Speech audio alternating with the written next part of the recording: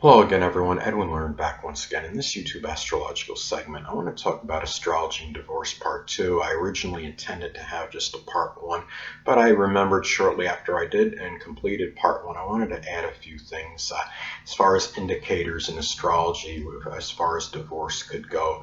Now, if you have, like, say, I wanted to talk a little bit about some house rulers. If you have, say, the ruler of the 7th house in the 12th house of sacred sorrows and limitations and restrictions, this could be an indicator of sometimes some problems in the marriage and some secret sorrows connected with it. And I mean, these things don't exclude divorce, or even if you have the ruler of the 5th house in the 12th house in the natal chart, this could be another indicator as well. Or if you have the ruler of the 12th house in the 7th, or even the ruler of the 12th house in the 5th house, because it can indicate certain restrictions, certain sorrow, certain limitations in association with as far as marriage goes. That 5th house is about love and romance, but that could also be somebody that you love as well. I mean, love, if it's somebody you love, then it could be, it could include a marriage partner. Certainly doesn't exclude a significant other marriage partner.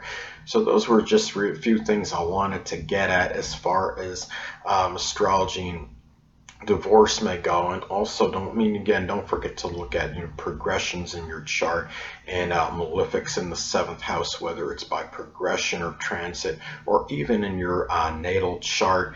I have Juno in my 12th house in my chart, and have not been married, and my Venus is fairly, I would say, strongly afflicted as well. And as I stated in the previous video, I had Saturn make an opposition to my 7th house cusp in my chart, and that could be an indicator. I mean, right there. I mean, in that example I told you about in the first video, is that I had a grandfather that was very much against somebody that I was going to marry, and I have Saturn making an opposition to my 7th house cusp in my chart, Saturn in stubborn, obstinate Taurus. And he was very, very firm that he did not really approve of the person I was going to marry. And again, Scorpio on the cusp of the 7th house, the person I was going to marry did have a Scorpio moon.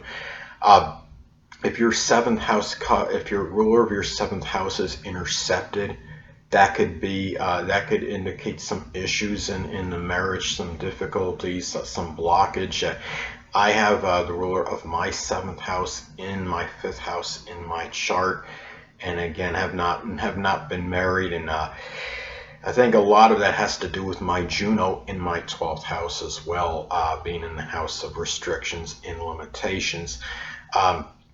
If Venus if Venus is strongly afflicted, that can be an indicator. If your 5th or 7th house ruler is intercepted, that could play a role as well. But anyway, people, I've pretty much given you my rundown as far as astrology and divorce goes, and as far as what to look for as far as in your natal chart, in transits, and in progression. So anyway, people, until next time, Edwin Learnard saying stay well.